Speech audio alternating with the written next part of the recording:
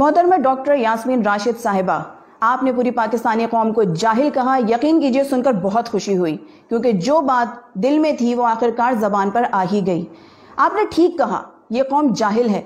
जब ही हमारे prime minister Imran Khan ने इस वबा का तारुफ फ्लू कहकर करवाया, ये कौम जाहिल है जिसे खुद यास्मीन राशिद ने यह कहा कि कोरोना के 90% मरीज पेनाडोल की गोली से ठीक हो जाते हैं।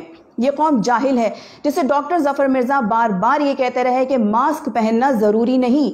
ये कौम जाहिल है जिसे हुकूमत की जानिब से बार बार ये कहा जाता रहा कि हालात हमारे कंट्रोल में हैं।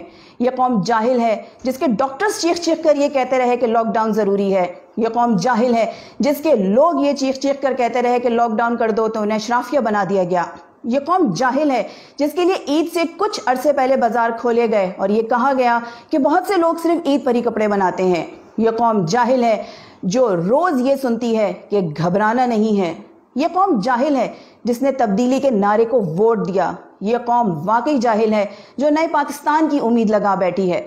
तो डॉक्टर यास्मीन राशिद साहिबा, आपके इन ख्यालात पर ये पूरी पाकिस्तानी जाहिल कौम आपकी शुक्रगुजार है, क्योंकि कहते हैं कि जैसी कौम वैसे हुक्मरान।